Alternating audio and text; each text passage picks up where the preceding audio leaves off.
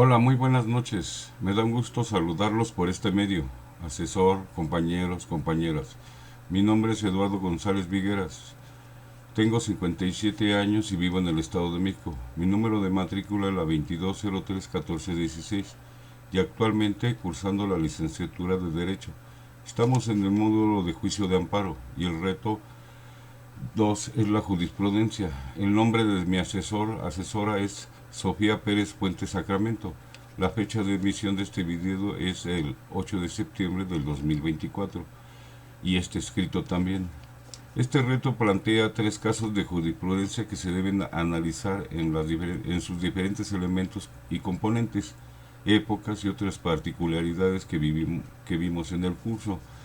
En el primer caso es una tesis de jurisprudencia con número 102, diagonal 2011, emitida por la primera sala de la Suprema Corte de Justicia de la Nación, con fecha del 24 de agosto del 2021. Esta jurisprudencia pertenece a la novena época, bajo el registro digital número 161080. Esta tesis se trata de una jurisprudencia integrada por reiteración de criterios. Este método de integración por reintegración se conforma a través de 5 criterios de manera consecutiva y no son interrumpidos por otra jurisprudencia en contrario.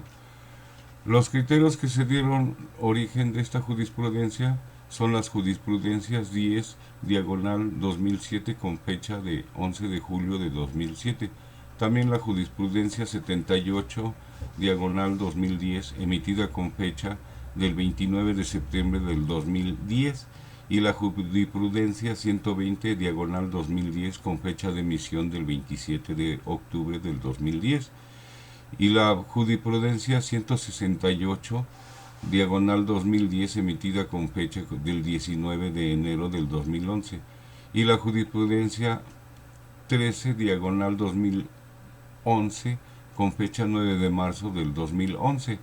Estos 5 criterios permitieron la conformación de esta jurisprudencia por medio del método de integración de reintegración de criterios. Un comentario importante.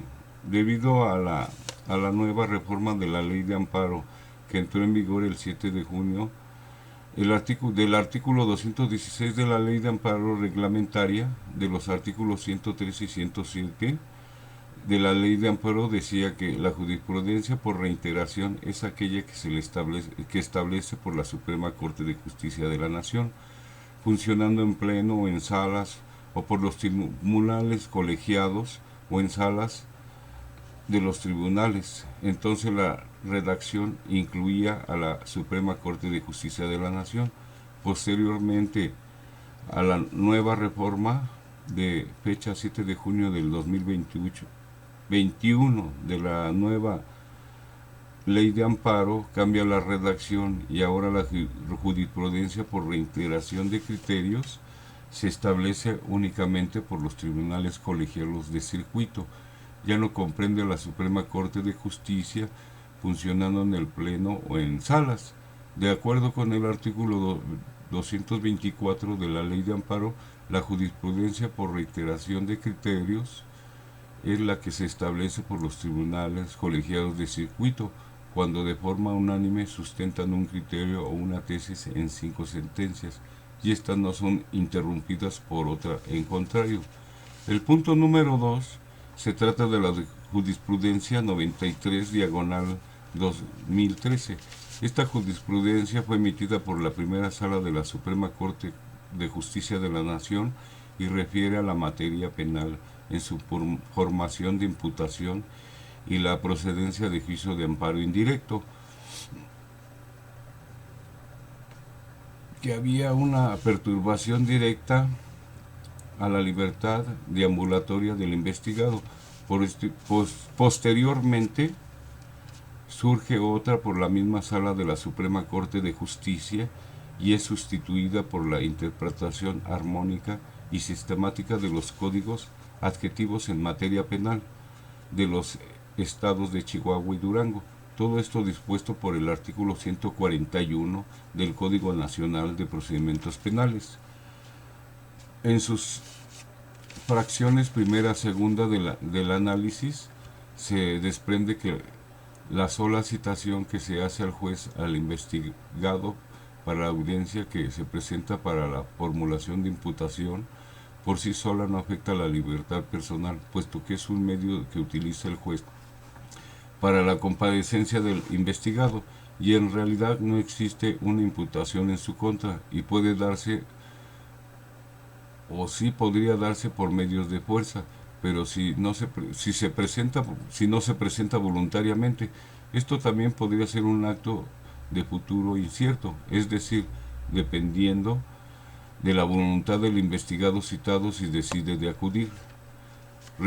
Resultaría improcedente el juicio de amparo indirecto. No hay una afectación directa a la libertad personal del individuo, ni indirecta.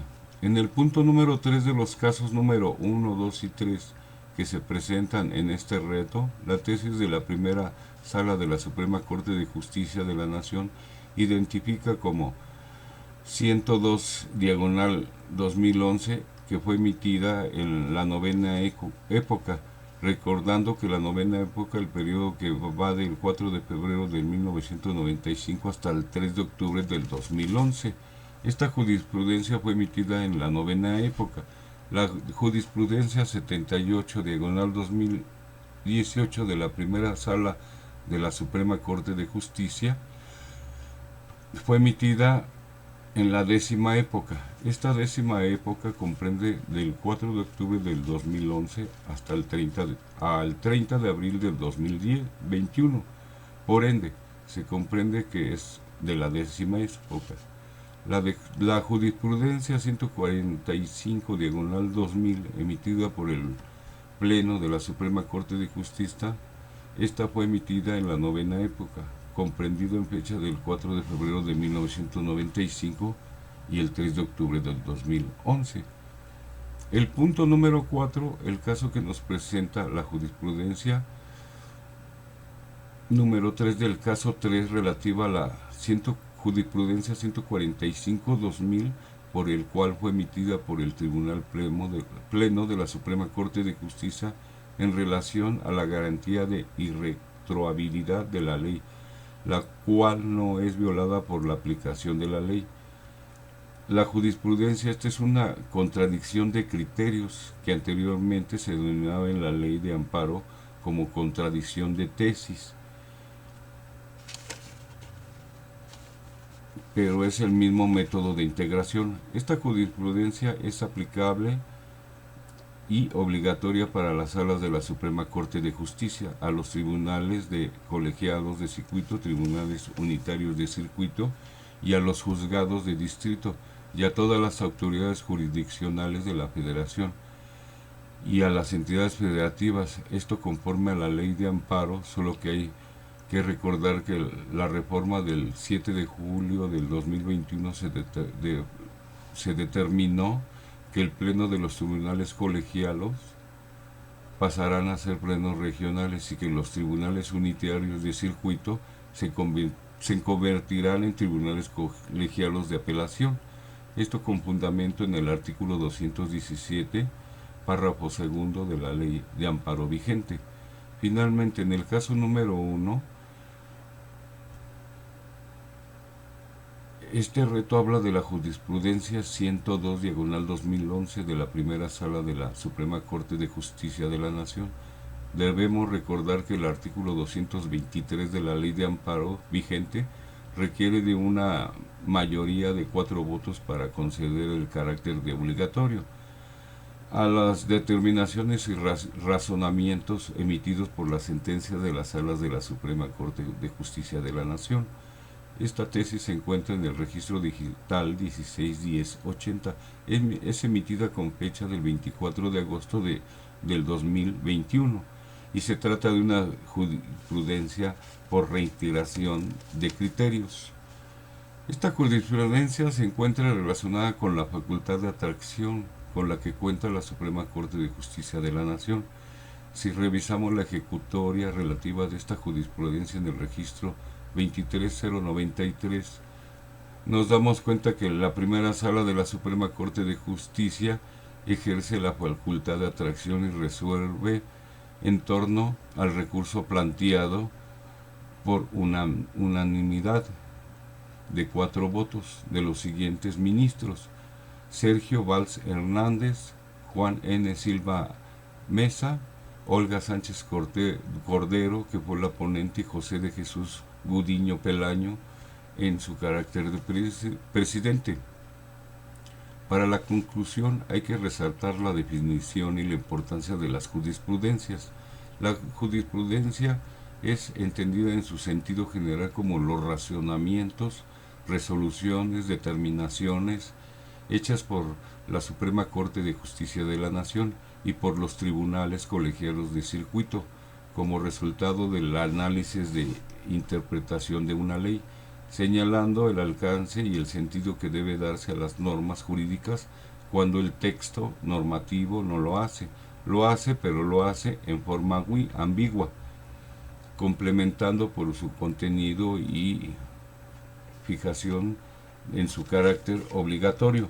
Así lo determina López, 2018, página 265.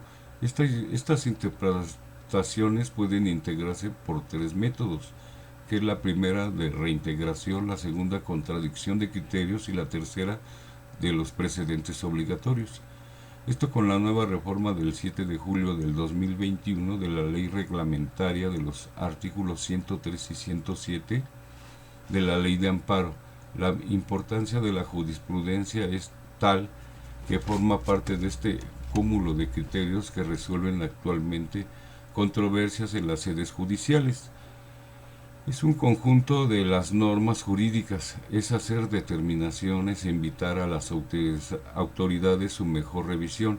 Si bien nuestro sistema jurídico no se basa en un sistema de precedentes, los precedentes obligatorios complementan, orientan el sentido de las leyes y aclaran las contradicciones que se pudiese suscitar entre 2 o más criterios. No se modifica, no se derroca, no se fija el alcance, su alcance para una mejor impartición de justicia. Es esencial no solamente para el juicio de amparo, sino que es un refuerzo hacia las leyes, códigos y procedimientos que conllevan a las leyes mexicanas. Gracias.